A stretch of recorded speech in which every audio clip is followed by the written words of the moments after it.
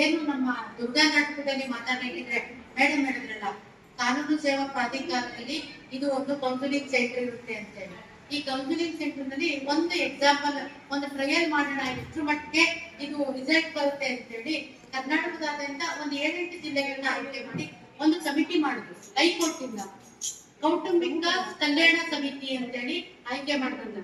So ಮಂಡ್ಯದಲ್ಲೂ ಕೂಡ ಪ್ರಾಯೋಗಿಕವಾಗಿ ಒಂದು ಕಮಿಟಿನ ಮಾಡಿದ್ರು. ಆ ಕಮಿಟಿನಲ್ಲಿ ನಾನು ಕೂಡ ಆಯ್ಕೆ ಆಗಿದೆ. ರಿಟೈರ್ಡ್ ಆಫೀಸರ್ ಜೊತೆಗೆ ಇಬ್ರು ಮಹಿಳಾ ಪ್ರಾತಿನಿಧ್ಯ ಇರುವಂತ, ಯಾವುದೇ ಮಠಾಧೀಶರ ಕಾಂಟ್ಯಾಕ್ಟ್ ಇರಬಾರ್ದು, ಮತ್ತೆ ರಾಜಕೀಯ ಹಿನ್ನೆಲೆ ಇರುವಂತ ಇಬ್ರು ಹೆಣ್ಮಕ್ಳನ್ನ ಕಮಿಟಿಗೆ ಹಾಕಿ ಕೌನ್ಸಿಲರ್ ಆಗಿ ಆಯ್ಕೆ ಮಾಡಿದ್ದು.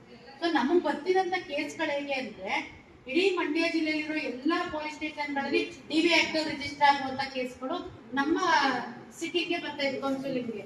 ಅಷ್ಟು ಬರ್ಬೇಕಿದ್ರೆ ನಾವು ನೋಡ್ತಿದ್ದಂಥದ್ದು, ಈ ಕೇಸಲ್ಲಿ ಬರ್ತಿದ್ದಂಥವು ಮಹಿಳೆಯರಾಗ್ಲಿ ಪುರುಷರಾಗ್ಲಿ ಉನ್ನತ ಎಜುಕೇಶನ್ ಮಾಡಿರುವಂತ, ಹೈಲಿ ಕ್ವಾಲಿಫಿಕೇಶನ್ ಇರುವಂತ ಹೆಣ್ಮಕ್ಳು ಮತ್ತೆ ಗಂಡ್ಮಕ್ಳೇ ಬರ್ತಾ ಇದ್ರು.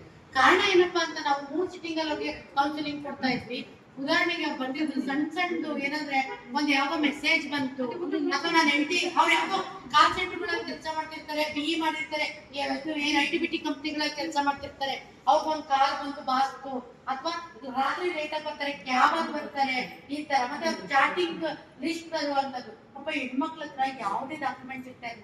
ಅವ್ನು ಇವ್ರಿಗಿಂತ ಬೇಕಾದ ಸಂಗೀನಾಟ ಆಡಿರ್ತಾನೆ, ಆದ್ರೆ ಹೆಣ್ಮಕ್ಳ ಹತ್ರ ಡಾಕ್ಯುಮೆಂಟ್ಸ್ ಗಳು ಇರ್ತಾ ಇಲ್ಲ. ತುಂಬಾ ಅದು ಹೆಂಗೆ ಅಂದ್ರೆ, ಕೇಸ್ಗಳು ತುಂಬಾ ಕ್ರಿಟಿಕಲ್ ಆಗಿರ್ತದೆ. ಸೊ ಇಂಥ ಕೇಸ್ಗಳು ಎಲ್ಲಾ ಜಿಲ್ಲೆಗಳಿಗೆ ಇದನ್ನ ಬಳಸ್ಕೊಳ್ಳಿ ಅಂತ ಹೇಳ್ತಾ ಅವಕಾಶಕ್ಕಾಗಿ ಧನ್ಯವಾದಗಳು.